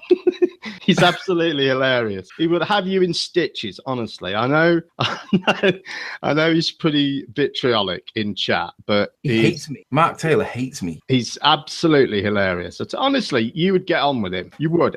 You would have a laugh together if this was off the table. And the other person is there's a few, I guess. But Tim, more than anything, Tim Osman, I talk to a lot. And then Steve Antonios and who else? PMars as well. Mm-hmm. Yeah, everyone loves PMars. But mostly Tim and Mark are the ones I talk to, kind of outside of Hangouts and stuff. Yeah, I talk to Steve Antonios. He seems okay, and all of them actually. Well, he's another very, very funny guy. It's just, it took me about 6 months to realise he was funny and not annoying.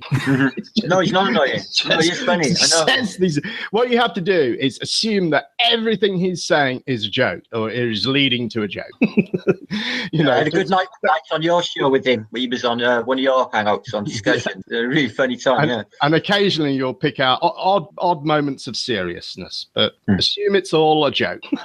Sorry, I've taken over a bit. No, you're good. No, I mean, I wanted to know who your pals are. Yeah, they're my pals, really. Mark and Tim are me. So have you got any friends on the flat side, though? I know you have, Jem. Come on, admit it. Oh, well, Well, who do I talk to? Well, you're all right with Issa. Yeah. I talk to Issa. I don't really talk to anyone privately. I mean, Cathexis I did quite a lot. Where did he go? Does anyone know? Yeah, he got doxed. He's still around. He still pops in every now and then. I've seen him. He's got a new avatar, completely new and a different name, but it's still cat. He's okay though. Yeah, he's fine. Okay. So Cathexis there was,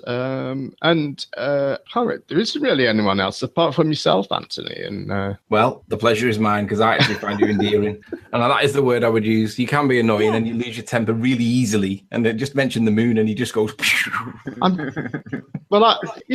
52, mate. I'm old and curmudgeonly. I'm supposed to be like this now. Do you know what? I think you deserve a plug for your video that's coming up, but because you've come on a panel with four flatties. Because I'm feeling the pressure now. No, come on, give your video a plug. Mentioning it. Just plug it away. Come on, tell us about your video. All right. Well, I'm going to prove. No, I'm not going to prove. No. Go ahead. You plug it, Jeremy. You plug it. I'm going to show how I know that we landed on the moon, and I'm using a kind of a royal we there. All right. Well, that's cool. I mean, we all want to see it. Yeah, it's extensive and boring. Does it involve lasers? Yes, it's got lasers in it, amongst other things, Patricia. I'm over 90 minutes long now, and it's quite heavy going, I have to admit. I don't know what I'm going to do to make it more entertaining, but Hey, but I'll tell you something though, Jem. By doing your own video, nobody will stop you from finishing because you will have the ability to finish. That's it. Well, that's what I thought. I kind of found that sort of the hangout thing, the live hangout thing, I kind of felt like I'd taken it as far as I could go. There wasn't really any sort of new argument. And I kind of thought my time was probably better spent. I get quite a lot of criticism for this, and I question my own motivations for what I'm doing, all the time. And so I thought I was probably better off trying to make some, decent quality content, or at least that I consider to be decent quality content. And I thought that might be a more effective way of me. Well, like I said to you, was it private or it might have been in Isa's chat? It actually is quite persuasive. Yeah, it is. I'm not being. That's good to hear. No, it is. I found it persuasive. If I'd come to it and I'd never seen anything about the flat Earth or otherwise, if someone said to me, "Watch that video on the moon," I'd have come away from that and I thought, "Yeah, I wouldn't have even questioned it. We went to the moon because you can see the buggy on the moon." It's quite a challenge, you see, though, for you guys to sort of prove anything like that or establish a case for it to you guys, because you don't accept that space exists. So it's kind of quite hard to think to say a specific thing happened at a specific place in space. It's quite hard when people haven't even got to the space bit yet. Well, I mean, we're going to wait for the documentary, and it sounds long enough to call it a documentary as opposed to a video. But what would be, from what you've researched thus far, your explanation of the Van Allen radiation belts, how they got through that, and why they can't do it now? Right. Well, with Van Allen, I guess the important thing is that they're belts, and that is to say, it's like a very big donut with a small Earth in the middle, and so it's possible to fly around them, or at least fly around the more dangerous parts. And although there's radiation there, there's radiation on Earth. Bananas are radioactive; they contain potassium and it decays, and so they have a small amount of a radioactive decay rate. So we live with radiation all the time. Not all of it kills. So you've got the most lethal radiation is closest to the Earth and above the equator. Although, having said that, in very recent times, we've learned quite a lot more about Van Allen, and it's actually a lot more of it is moving around than was originally thought, and it changes quite a lot. But anyway, so for Apollo, basically what they did was they flew over the top of the donut as much as they could, and that meant that they were only exposed for around about 90 minutes. They were flying through the more radioactive part, and then they're in a spaceship. The spaceship's got the hull is made of 3 layers of steel, 3 layers of aluminium, a layer of reinforced epoxy plastic. Some of of layers of fibrous insulation and mylar and some things like that. And then they're in a 27-layer space as well, or they can be. They weren't wearing them all the time. So there's a fair amount of stuff there to protect them from radiation. Most of the radiation is dangerous. They're only exposed to it for a short period of time while they're passing through the belts, and then they're through it. But no cancer or any other diseases that they say radioactivity can promote, not even a slight bit. I don't believe in any astronauts, not just Apollo ones. So why? Well, I mean, I don't know about. I mean, I don't think you would necessarily expect it from any other astronauts, because their exposure isn't great either. But if you look at the exposure of the Apollo astronauts, they don't get a large exposure. It's equivalent to, I don't know, a couple of X-rays or something like that. It's not huge. They're wearing dosimeters all the way through. So, we have a fairly good record of what's on those. They read them out from time to time and things like that. So, it is recorded. And in actual fact, this is an interesting fact that your audience are going to love this one. Someone did this calculation on the radiation exposure that they received. And they actually calculated that if you were to travel the same journey to the moon with no spacecraft and no spacesuit, so naked, but somehow you were able to breathe, you still wouldn't die from the radiation. It would make you very sick, but it wouldn't really be enough to kill you usually. What about a window? There's a window with that in Apollo, right? There are windows, yeah. They're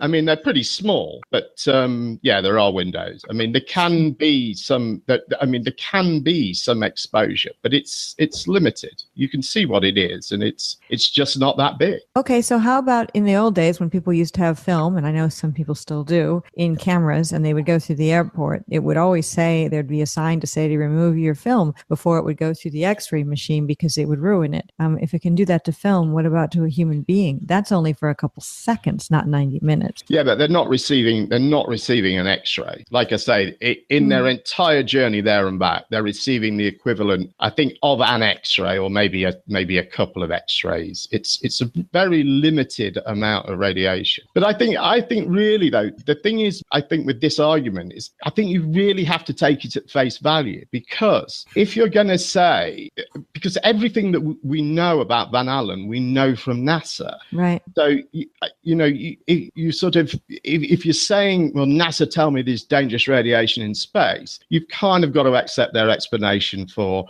these are the more dangerous parts. We can fly over them. We can protect against it, and so on and so forth. But just to finish up, just to round this up quickly, I know you mentioned about doing it now, but I know that a lot of that we hear comes from this NASA video called Orion Trial by Fire, which was about the new Orion capsule. And they're talking about that capsule, and they're talking really specifically about the challenges that faces. And they are different challenges to what we had in the late 60s, early 70s. And the reason for that is that this radiation is essentially it's energized particles flying around in space. And in the circuit board of your computer are energized particles flying around the circuit board. So if the two should meet, then the computer won't know which energized particles it's supposed to be dealing with, and it will stop working. Why don't they just use the technology that didn't have those energized particles in it in the control board of the new Orion that they're going to send out, akin to what they used for Apollo? Right, but with Apollo, you'd got really the beginnings of a computer. And really, I think for us now, what you'd want to do is protect your computers against the radiation rather than do without your computer. And with Apollo, the computer was made specifically for that mission. And what made it really unique was the fact that unlike like where your computer, you go on the computer and then you load an application and run the application. The applications were actually hardware. They were actually woven pieces of wires that were woven through loops and on the outside of of loops to make a 0 and a 1. And that's how they created the actual software. That was the software. It was hardware. And you wouldn't want to do that again with a modern system. And the other thing with Orion is it's ultimately the aim is that it will be part of a bigger spacecraft that will go to Mars. And so its minimum time in space would be 9 months and more likely to be like 3 years, and opposed to Apollo, which is a week-long trip there and back. So it's a very, very different sort of mission that they face now. I have two last questions. Sure, hit me. My second question is more of a funny one, but my first question is, what would it take? We're always asked this, flat earthers. What would it take to make you say, oh my God, we never went to the moon, or the earth is flat? What piece of evidence or pieces of evidence, the key things, would you have to see that you're not seeing now? Oh gosh, the moon, that's a difficult one. I mean, I don't know really. The thing is with the moon is this, you see, the evidence now is kind of spread out. You know, you've got all sorts of, I won't go into it, but you've got all sorts of science that, you know, sort of all, you know, a multitude of scientists have taken part in, which tells us that the moon landings had to have happened. Rock samples, laser range finding, these sort of things. I understand there are objections out there to these, but when you look at them in detail, so, you know, even if, say, for instance, you know, Buzz Aldrin was to come out and say, look, sorry guys, it was all a big con, you know, I have to say, I'd be saying, well, maybe Buzz Aldrin's gone mad, or do you know what I mean? I know that sounds terrible, but just it sounds like awful confirmation bias, and it probably is at least to some degree. But given all this other evidence, you know what I mean? You'd have to be saying, well, how come how it doesn't add up with all these other people? How have they all been wrong or fooled? It wouldn't quite make sense. But I don't know. So I guess I would need a few things. It would be the answer, and then, you know, one or two things. If say for instance Buzz Aldrin said, look guys, it's all a big hoax, and this is how we created those fake moon rocks. You know, this is the process that we went through. This is how we made it look like they cooled slowly with no water. That, you know, then maybe I would do it. You know, and he said that and we sent an unmanned thing that dumped some mirrors on the moon, and that's how we get the laser reflections. You know, so you know, maybe if there was one or two things. And as for the flat Earth, well, I mean, again, it would be, you know, a number of things would need to add up. But I would love the Earth to be flat. I really would. I think that would be awesome if it was. You know, if what you guys propose is, you know, if there was this day when this sort of day of epiphany, when everything changed, and, you know, that would be cool. You know, it would. What, and my last question, more of the funnier kind of trivial question is, will you ever show your face as opposed to the icon that you use? The icon seems to me to be a panda dressed up in a tiger costume. Kind of, yeah. Okay. That's about right.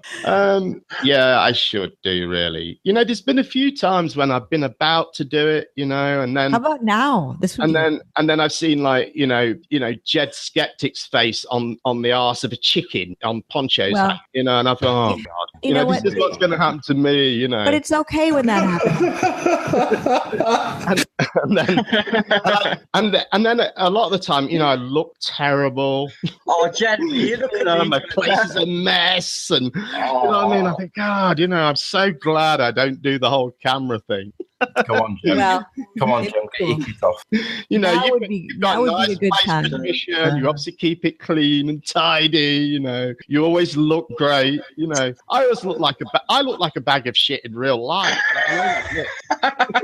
You know, all right. Well, I have thought about it. In fact, I was thinking about asking you about, you know, what I could do to make myself look better on camera. What tips can you give me? Where should I put my lights? What makeup should I buy? No makeup.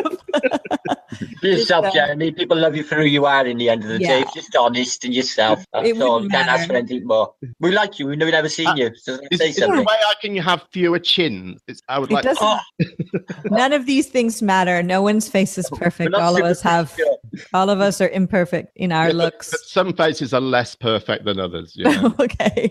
Well, someday, hopefully, you will show yourself. We'll be looking forward to that. I will. And your documentary. So thanks. Yeah, I might do it when I do the documentary. Oh, okay. That might get me viewers. You know. You know what? It really would, actually. Yeah, more viewers than the content of the documentary. But I would rather it be right now on Nathan's show, so Nathan can get more viewers. I don't actually. I have got a webcam here. I'm just looking at it. It's not actually plugged into anything. Switch the webcam on. Switch the webcam on. No. The problem has always been that the actual cable of the webcam doesn't reach the computer. It's believe okay. it. I know. I'm just teasing, but it would be cool. Anyway, thanks. Well, with a bit of luck, we'll see you in June. I mean, for anyone who's watching this that's hoping to have got to the conclusion of the title, we've figured out we will be meeting in Leamington Spa, Warwickshire in June on a given we date. said July, though, right? Sorry, July. Yes. I meant July. I did mean July. But yeah, we will meet in July 2017. I will roll out the exact date once we figure that out in the next few days, and I'll just make a short video. I'll probably wander around Leamington and point out a few different places just to sell it, if that makes sense, and give the exact date then. I'm really grateful, Jeremy. You've been on the spot. I tried to subtly round it out to give you a get out so you didn't have to face the barrels of questions, but you've done very, very well. So thank you so much. Oh, thank you very much for inviting me. I really enjoyed it, and it's great to meet Patricia again because she's my heroine. It's been a real pleasure. And also I'd like to say a big thank you to Anthony. You've given us some great information as always. It's been a real pleasure having you on. No worries, my friend. And Martin, of course, it's going to be great to see you in my neck of the woods when we get this together and get the dates out there. It's going to be really wonderful. I'm excited already, Nathan. I can't wait. You and Selic just show us these beautiful places in your beautiful town. Really excited. Anyway, God bless you all. Thank you for inviting me, Nathan. It's been really good fun having you, Martin. And last but not least, Patricia Steer, thank you very much for being here. It's been really good to have you. Thank you, Nathan. And it was nice to meet again with Jeremy Jem and, of course, Martin Liedtke and Anthony Riley's our first actual face-to-face meeting, virtually speaking. And hopefully in July, when we have the Leamington Spa meetup, I guess is what it's going to be called, we will meet in person. And Jem, hopefully you will be there unmasked. Yeah. Panda suit. Yeah, it'd be funny if you were wearing that tiger outfit over a panda. Anyway, let's hope it doesn't change into some strange sex thing. That's not what we want. Definitely not. I'm not a furry. No, it's okay. That's the term furry. I've been trying to remember what it was for ages. That's what I thought it was. I thought it was a reference to being a furry. It was a big furry community in Second Life, yeah, but I wasn't part of that. No, fair enough. Or maybe it is, and it's just for another day. Yeah.